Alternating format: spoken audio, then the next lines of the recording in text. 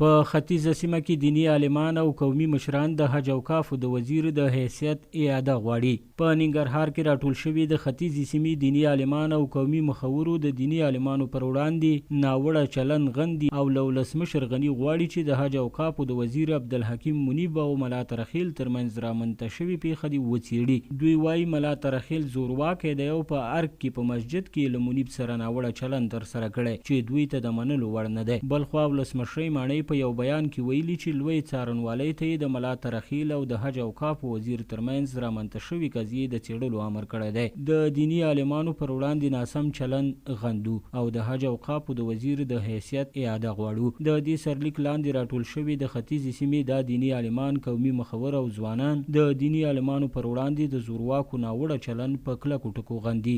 دوی وایي څه موده وړاندې ملا ترخیل د ارګ په مسجد کې د حج او کافو وزیر وهلی ډبولی او سپکې سپورې ورته کړي چې په دې کار سره یې نه یوازې دا چې قانون تر پښو لاندې کړی بلکې د یو دیني عالم جومات او ورک سپکاوی یې کړی. دوی له ولسمشره د یادې پیښې د جدي او زر څېړلو د غوښتنې سربیره د زورواکانو د مهار کولو غوښتنه هم کوي.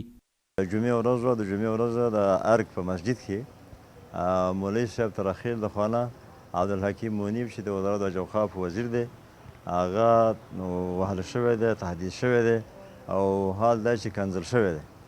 نو زه وایم چې دلته خو قانون موجود دی، موږ او تاسو د قانون خلک یو. موږ ویل چې د یو وزیر په ارګ کې سپکاوی کېږي، هغه عالمان چې په جومات کې دي، په ولسونو کې دي، د هغو سپکاوی که د دې مخه ونه نیسو نو د هغو سپکاوی خو دوی ته بیا ډېر اسانه ده. د دې په خاطر باندې راغلي چې موږ له ولسمشر نه دا غواړو چې جناب ولسمشر تا وعده کړې ده چې موږ زورواکي، غاصبین او دا به له منځه وړو او دا به ختموو.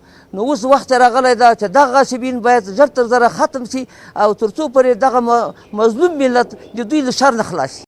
دوی په یاده غونډه کې ګواښ وکړ که حکومت یاده قضیه په جدي توګه ونه څېړي دیني عالمان او قومي مخور به خپله لاس په کار شي. دوی همداراز د غونډې په پای کې یو پرېکړه لیک هم ولوست.